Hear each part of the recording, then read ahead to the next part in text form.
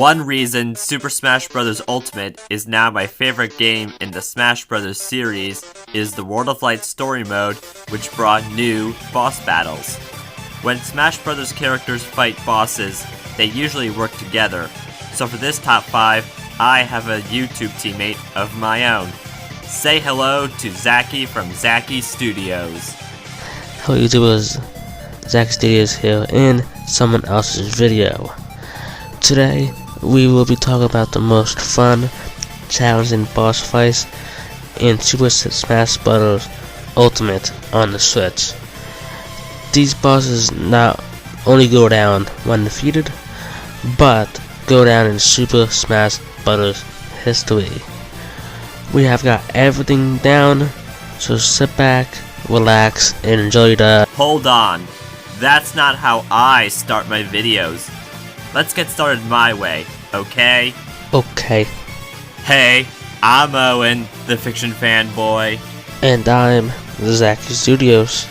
And here are the top 5 Super Smash Bros. Ultimate boss battles.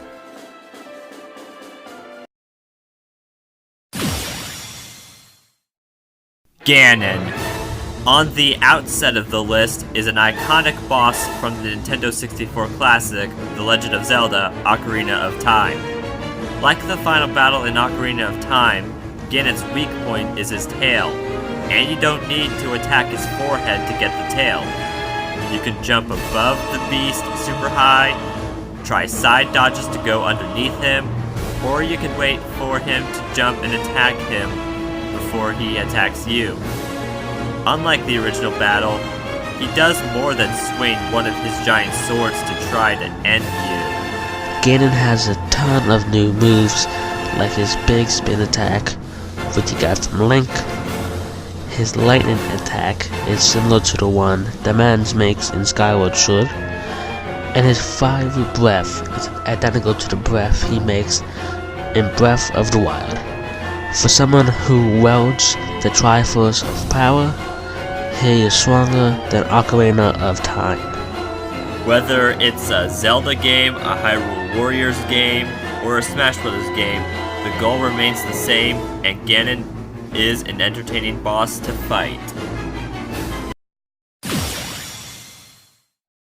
Rathalos. Now we have a boss from a guest franchise on the lineup. There are multiple monsters in the Monster Hunter series, and it seems that a certain dragon without arms found its way into the gigantic fighting game universe. This monster is the most territorial and most aggressive tourist intruder. Rathalos will chase away or attempt to kill the monsters that may pose a threat to their land. In this situation, the player is most likely the monster in Rathalos' eyes. Rathalos will stalk its prey from the air before swooping in for the kill, like he does when you're battling him. Most dragons breathe fire, and that Rathalos has some big fire that can go on the ground or explode. Throw a Deku nut at his head or drop a pitfall to the ground and wait for him to charge at you so you can temporarily stun him, giving you enough time to attack the monster. Regardless of how mighty his roar is, he is still a monster that will be hunted down one way or another, one series or another. Dracula. And here is the only boss in the game to have 2 forms. When you first encounter the Lord of Transylvania, you will see him in his normal, human-like form. He can go around the stage by using a beam of light and turning into multiple bats. You'll need to use your shield to not get hit by the bats. The only part of his body that is vulnerable is his head, so some special attacks are recommended, for now anyway. Dracula has a different side of him when you get his health bar at 0 for the first part of the battle. His demon form. Just after Dracula transforms into this thing, he uses a different set of moves when he is attacked, and you will be able to attack anywhere you want to, not just his face anymore. One thing I don't understand is how he is able to use fire, knowing that it usually kills vampires. I may never understand that. It doesn't matter if Dracula is really a vampire, inside or out. He has an inner demon that is waiting to go back into his grave. Galeem and Darkon. I don't think it would have been possible for me to pick one or the other, since taking on two supreme beings is a lot more serious than fighting one of the two at a time. Dealing with both of these baddies have shown me that they can be amazing allies together or formidable foes towards each other. You've got X-bombs to dodge, light and dark clones that are like ticking time bombs, and attacks that are almost as devastating as Taboo's wings. Galeem is the main antagonist, who is described as the Light of the Lord, and the ultimate enemy in the World of the Light story mode.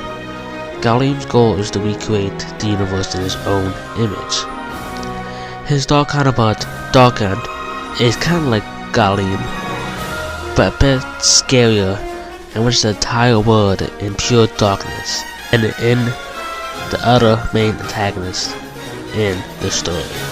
The key to winning the true final battle here is that they both need to be taken down. Having them clash each other isn't good enough. You need to show the light and darkness that it's your favorite fighters that are the true winners of this war. Marx. For those of you wondering why a certain character was picked to be the only one that survived Galeem's massive light attacks, it's because Sakurai didn't create just the Smash Bros. Franchise. He created the titular pink demon, Kirby. That means transferring Marx, a little cute-looking creature that's also really a brute, wasn't so troublesome for the single-minded man. All of Marx's boss fights will usually have the same exact moves he uses against Kirby in Kirby Superstar. But Marx also has some moves that have never been seen in Kirby nor in his own game. All of Marx's battles take place in a mysterious dimension, which in this game is Dark Realm. Immediately upon it being defeated, Marx starts screaming and flying around the stage.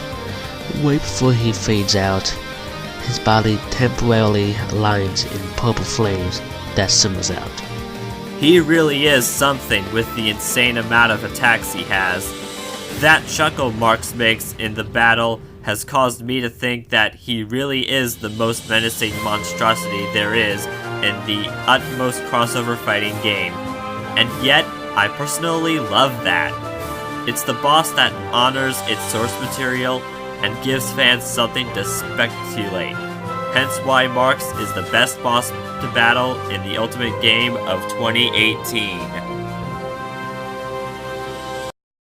Welcome to the end screen. I thank Zacky Studios for being a part of this top 5. Do you want to see what he has in store for YouTube?